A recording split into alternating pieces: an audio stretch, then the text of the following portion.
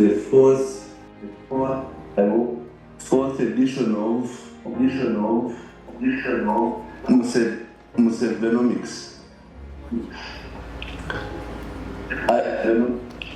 I was challenged to study this form of economics by people who had booked me, by NPA, National Planning Authority had booked me. Then they made a PowerPoint presentation for me to deliver to the president. And it was made out of PowerPoint. So I delivered the note to the president. He read it and he took his time. And in March 2020, he answered me. And he said that whoever wants to discuss with him the economy of Uganda and Africa in general should answer those questions. And as you know, he's both a leader and a teacher. He asks questions and then he answers them. So he asked the 6 questions which are under discussion there at the conference. And I hope you will critique what he termed as the stimuli package that him and his colleagues, like Chairman Mao has talked about, Mulema, Chesimera, and others, what they had come up with in the economic adjustment program. So I'm not going to focus on the stimuli packages they used to resurrect the economy. I'm going to focus on one factor of production. And I will be asking the technical team, because now these days I use experts to create debates on my behalf. Now that factor of production, when we were sent into the field as OWC, we found it to be the most distorted factor of production. So today, I will use the words of experts to illustrate this point to the conference so that you can get answers for what these experts were raising. Now, slide number 1 is composed of an advisory note from Amanda Akandwanaho, who is the chairperson of the Physical Planning Board. She's asking us the land use balance sheet in Uganda, because land is the factor of production. Now Amanda is asking us, do we really understand what we need to do with land in order to be able to feed people by 2040, when we shall be 60 million people? That note is on the screen there. And I think you can discuss it as we go along. It is a short note, advisory note. Now, when I got that note, I had to consult President's office. President's office, from a director there, Mr. Vincent,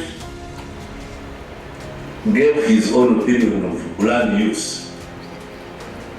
And I think we need to go through them slowly so that we understand how do we remove the distortions from this major factor of production.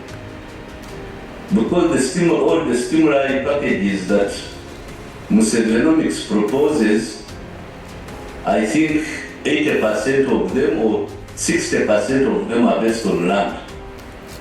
Now, if land is a distorted factor of production, then it distorts other areas. That's what we have been discussing now for almost 4 years. Then after that, I got a brief from the public agencies which are holding land, the land of Uganda in trust. A note has also been attached, not that one, the one of conservation. No, not that one. Yeah, that land under conservation, mainly in northern Uganda,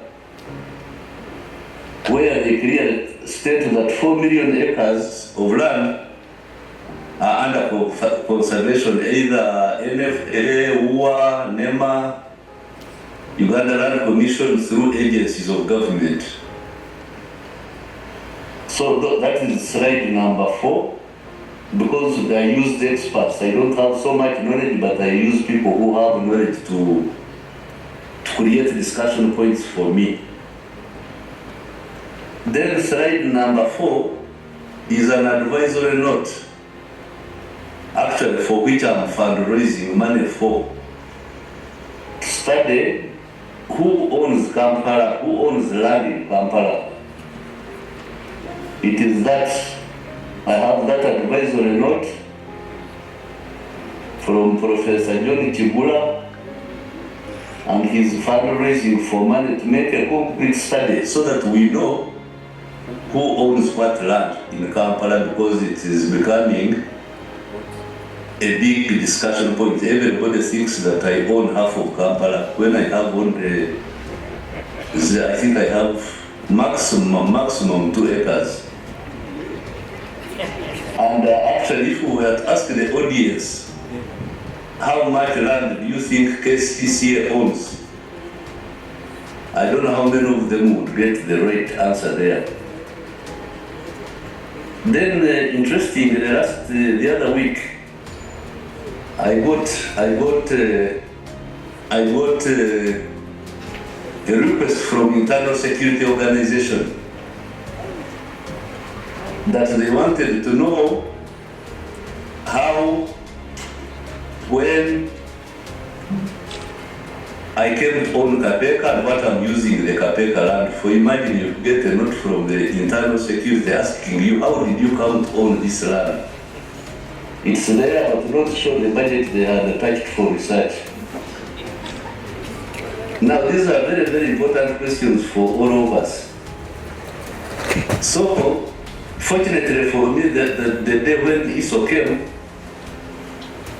I had very, very good answers for them because we had already studied carefully the history, the ownership, the utilization of that land in Kapeka called Namunkekera Council Estate.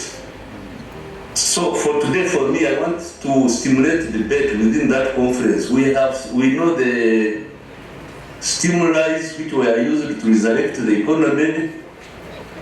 We know them, security of persons and property, privatization and liberalization, return of Asian properties, and all those.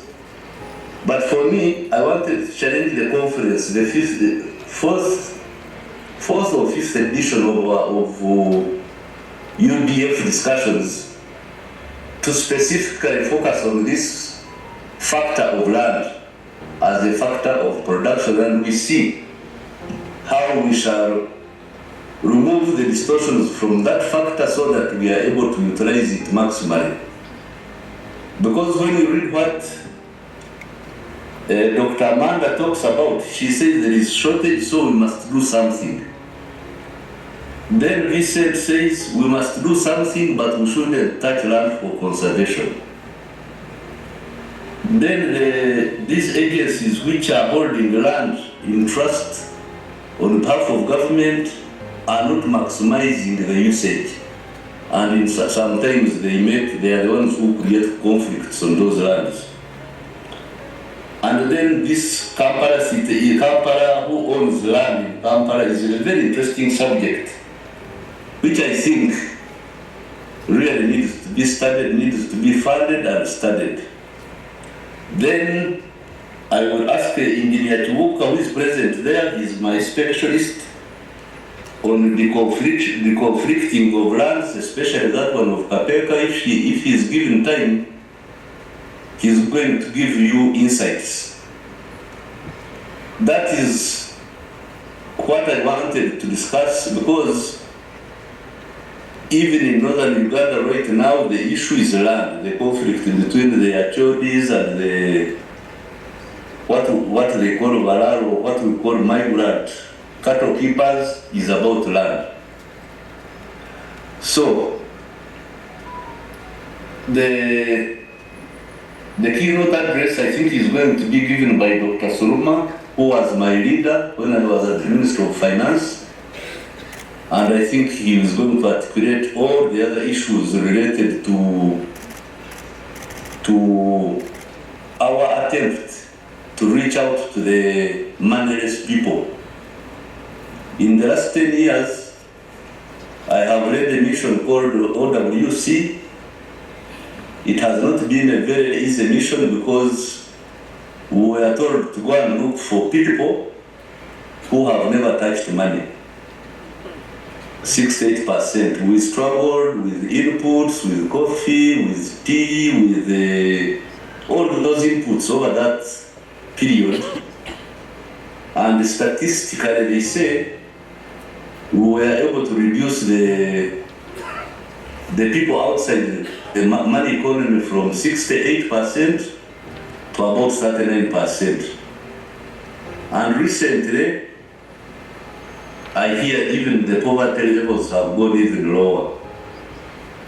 So, dear participants and discussants, I request that you focus on the stimuli packages that were used, but you also help us to understand the land use balance sheet.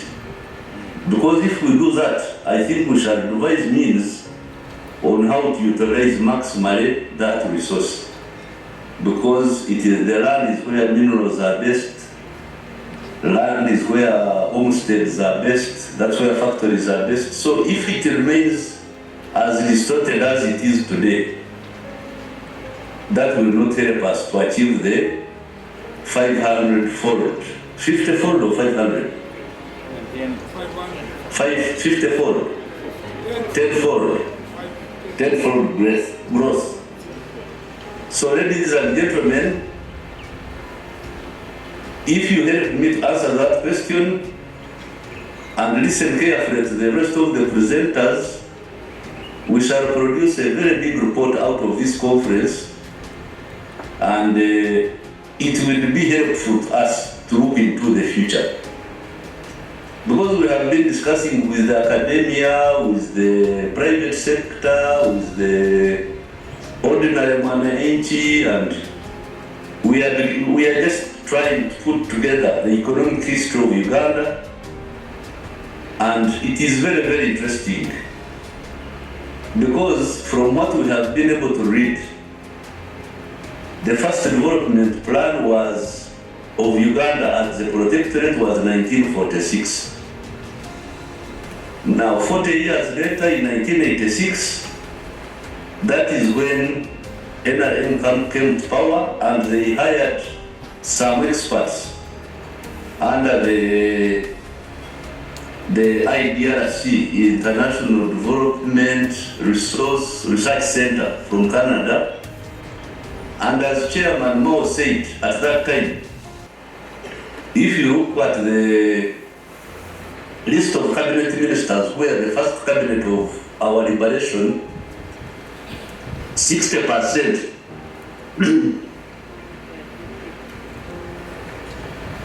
60% of them were from DP. So I have been arguing with Chairman Mao, what caused the divorce? Because the divorce happened when I was here in Gulu, 1996. But I think Chairman Mao is the one who caused that divorce, because that time he was really like fire. And I don't know whether he will agree with me. But now, 2022, we went back into an alliance with them, which was very, very good for me, because for me, I never liked the separation of those people whom we had worked with for 10 complete years. And in those 10 years when we were working together, I think that's when Uganda was recording double-digit growth. But when we started fragmenting, that's when we got a lot of issues. So he's my vice chairperson in UDF in think tanking, and we are doing very good work. So I wish him the best in his delegates conference, and I want to thank the Minister of Finance. I want to thank the Uganda Development Corporation and all the agencies that have supported OWC to get to the ordinary man age. We are very excited that we participated in this revolution of reducing the people who are outside the money economy, and we hope we can completely eliminate it in the next 5 to 10 years. Thank you very much for listening to me. I'm sorry I couldn't come to Kampala because Kampala is a bit troubled, so Gulu is more calmer than Kampala, that's why I stay in Gulu. It has a calmer atmosphere, and I invite all of you that the next conference that we are going to hold should be held in Gulu here. Thank you very much for listening to me. I wish you all the best. Thank you.